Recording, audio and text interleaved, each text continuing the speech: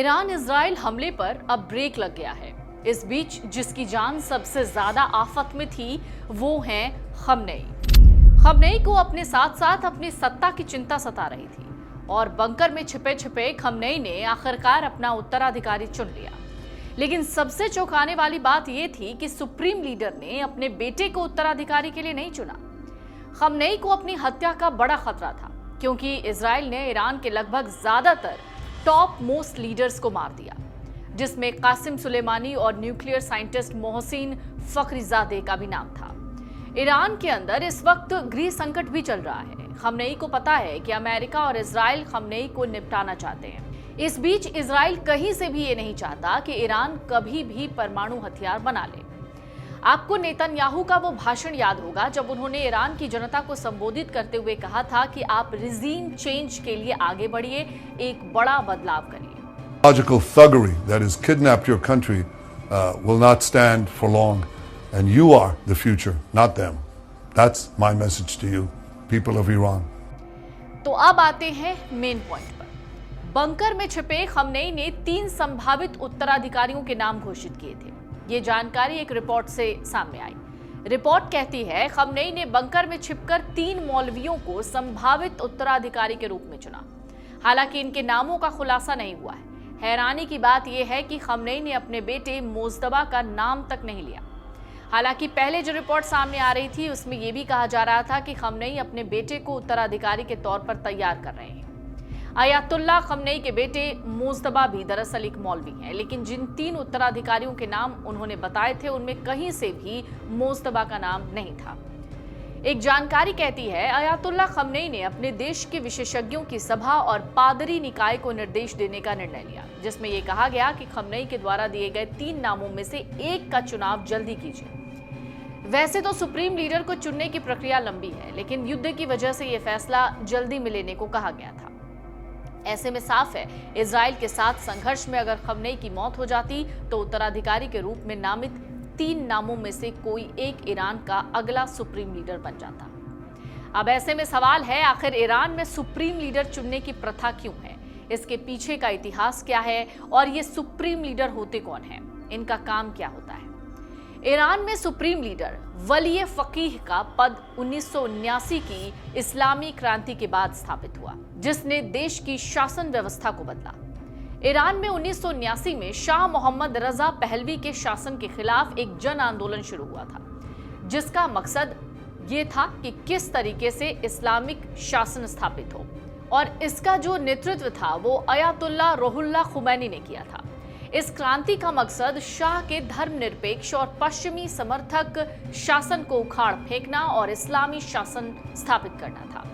क्रांति के बाद खुमैनी ने विलायत फकीह यानी guardianship of the Islamic jurist के सिद्धांत को लागू किया, जो शिया इस्लाम के आधार पर शासन का एक मॉडल है। इस सिद्धांत के तहत एक योग्य इस्लामी विद्वान यानी जो फकीह कहे जाते हैं उसको देश का सुप्रीम लीडर यानी सर्वोच्च नेतृत्व करना चाहिए, क्योंकि वो इस्लामिक कानून यानी शरिया और नैतिकता के आधार पर समाज का मार्गदर्शन कर सकता है। खुमैनी का ये मानना था कि एक इस्लामी विद्वान को शासन की जिम्मेदारी लेनी चाहिए ताकि इस्लामी मूल्यों और शरिया को लागू किया जा सके, खासकर जब तक 12वां इमाम यानी महदी प्रकट ना हो, जो शिया विश्वास के मुताबिक अंतिम समय में लौटेगा। सुप्रीम लीडर को इस्लामी गणतंत्र ईरान का सर्वोच्च धार्मिक और राजनीतिक नेता माना जाता है। वो देश की नीतियों, सशस्त्र बलों, न्यायपालिका और बाकी प्रमुख संस्थानों पर कंट्रोल करता है। ये पद ये बताता है कि शासन इस्लामी सिद्धांतों के अनुरूप रहे और धर्मनिरपेक्षता या पश्चिमी प्रभावों से बचा जाए। अयातुल्ला खुमैनी के बाद ये पद गया आयतुल्ला अली खमनेई को 1989 में, जो तब से अब तक सुप्रीम लीडर है। खमनेई जिस दौर में बड़े हो रहे थे उस वक्त ईरान के अंदर शाह मोहम्मद रजा पहलवी का शासन था। शाह वेस्टर्न कल्चर को बढ़ावा दे रहे थे, जो खमनेई को बिल्कुल पसंद नहीं था। खमनेई ईरान में इस्लाम का ही शासन चाहते थे। 60 के दशक में खमनेई शिया धर्मगुरु रुहुल्लाह खुमैनी से जुड़ गए और शाह सरकार के खिलाफ होने वाले प्रदर्शनों में शामिल हो गए। शाह की सरकार ने कई बार खमनेई को जेल में डाला। ये बात है साल 1979 की, जब इस्लामिक क्रांति के बाद शाह रजा पहलवी को सत्ता गंवानी पड़ी और ईरान में खुमैनी का शासन आ गया। खुमैनी की सरकार में खमेनी को उप रक्षा मंत्री बनाया गया। तब से ही खमेनी इस्लामिक मुल्क के तौर पर ईरान को मजबूत करने में लगे हुए हैं। खमेनी को उप रक्षा मंत्री बनाने के बाद ही IRGC का गठन हुआ, जो आगे चलकर ईरान की सबसे ताकतवर फौज बनी। 1981 से 1989 तक खमेनी ईरान के राष्ट्रपति रहे। इराक ईरान युद्ध में देश को लीड किया। 1989 में खुमैनी की मौत के बाद खमेनी को ईरान का सर्वोच्च लीडर यानी रहबर बनाया गया और इसके लिए संविधान में भी संशोधन किया गया। ईरान का रहबर यानी सुप्रीम लीडर बनने के बाद पूरी कमान खमेनी ने अपने ही हाथ में ली और पूरे ईरान को अकेले कंट्रोल करने लगे। खमेनी को ईरान की संसद, judiciary, IRGC, Kurd force direct report करती है और उनके इशारे पर ही हिजबुल्लाह, हमास, हूती विद्रोही जैसे मिलिशिया संगठनों को मिडिल ईस्ट में मजबूत किया गया। अब जबकि इजराइल से जंग छिड़ चुकी है, लेकिन अमेरिका या इजराइल ने अभी तक खमेनी को टारगेट नहीं किया है, क्योंकि दोनों देशों को लगता है कि खमेनी जब तक ईरान की सत्ता में रहेंगे तब तक ईरान के न्यूक्लियर प्रोग्राम को रोकना मुश्किल, बहुत ज्यादा मुश्किल है। अयातुल्ला खमेनी की गतिविधियों पर कड़ी निगरानी रखी जा सकती है। उनके ठिकानों के बारे में शायद ही कभी बताया जाता है। कुछ एक्सपर्ट्स कहते हैं कि उनकी निजी सुरक्षा की देखरेख एक कुलीन रेवोल्यूशनरी गार्ड इकाई करती है, जो सीधे उनके कार्यालय को रिपोर्ट करती है। अयातुल्ला खामेनी विदेश और सैन्य नीति को भी नियंत्रित करते हैं। वो रिवॉल्यूशनरी गार्ड्स कॉर्प्स की देखरेख करते हैं, जो ईरान की इस्लामी व्यवस्था की रक्षा करती है, बाकी सेना से अलग बैठती है, और शक्तिशाली कुद्स फोर्स, जो मध्य पूर्व में ईरान के विदेशी अभियानों को निर्देशित करती है। पिछले हफ्ते कथित तौर पर उन्हें गुप्त स्थान पर ले जाया गया, जहां वो सेना के संपर्क में रह सके। ये पिछले साल की इसी तरह की रिपोर्ट के बाद है, जब अयातुल्ला को हसन नसरुल्ला की हत्या के एक दिन के बाद एक सुरक्षित जगह पे ले जाया गया, जो लेबनानी आतंकवादी समूह हिजबुल्लाह का नेतृत्व करते थे और लंबे समय से सहयोगी थे। 13 जून को इजराइल ने एक ही झटके में ईरान की टॉप लीडरशिप को खत्म कर दिया था। साइंटिस्ट मार गिराए थे। उस दिन खमेनी को भी मारा जा सकता था, लेकिन इजराइल ने ऐसा नहीं किया। इसके पीछे की बड़ी वजह यह है कि खमेनी कोई साधारण लीडर नहीं है। खमेनी की मौत का मतलब मिडिल ईस्ट में जंग और तेज होना होगा, क्योंकि ईरान शिया बहुल देश है। 9 करोड़ की आबादी वाले ईरान में शिया मुसलमान 90% यानी 8 करोड़ 10 लाख से ज्यादा हैं, और खमेनी सिर्फ ईरान के सुप्रीम लीडर नहीं हैं, शिया मुसलमानों के बड़े धर्मगुरु हैं। खमेनी विलायत फकीह यानी इस्लामी धर्मगुरुओं के शासन के कट्टर समर्थक हैं। उनका मानना है कि इस्लाम और राजनीति को अलग नहीं किया जा सकता। वो न सिर्फ अधिकारियों बल्कि आम लोगों को भी इस्लाम को लेकर उपदेश देते हैं।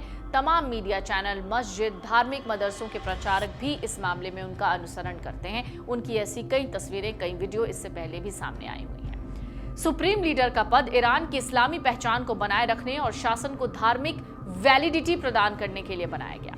ये सुनिश्चित करता है कि देश की नीतियां इस्लामी सिद्धांतों के अनुरूप रहें, बाहरी प्रभावों से बचा जाए।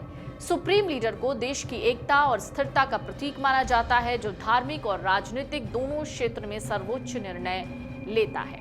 तो कुल मिलाकर ईरान के सुप्रीम लीडर का काम क्या होता है, ये रोल इतना महत्वपूर्ण क्यों है, वो करते क्या हैं, ये आपको समझ में आ गया होगा। एक छोटी सी जानकारी और, ईरान और इजराइल के बीच संघर्ष क्यों हो रहा है, इस बात को समझ लीजिए। ईरान की इस्लामी क्रांति 1979 के बाद अयातुल्ला खुमैनी के नेतृत्व में शिया इस्लाम आधारित शासन स्थापित हुआ, जिसने इजराइल को अपने अस्तित्व के लिए खतरा माना। ईरान ने इजराइल को अवैध यहूदी राज्य करार दिया और फिलिस्तीनी मुद्दे को समर्थन देकर इजराइल विरोधी नीतियां अपनाई। दूसरी ओर इजराइल एक यहूदी बहुल देश है। ईरान की इस नीति को अपने लिए खतरा मानता है। 1980 के दशक से शुरू हुआ ईरान का परमाणु कार्यक्रम इजराइल के लिए चिंता का विषय है। इजराइल को डर है ईरान परमाणु हथियार विकसित कर सकता है, जो उसके अस्तित्व के लिए खतरा है। इजराइल ने ईरान के परमाणु ठिकानों जैसे नतांज पर साइबर हमले जैसे स्टक्सनेट और हवाई हमले किए हैं। ईरान का दावा है कि उसका परमाणु कार्यक्रम शांतिपूर्ण है, लेकिन इजराइल और जो पश्चिमी देश हैं इस पर शक करते हैं। ऐसे में दोनों देश आमने सामने हैं और अपनी अपनी विचारधारा के साथ लड़ाई लड़ रहे हैं।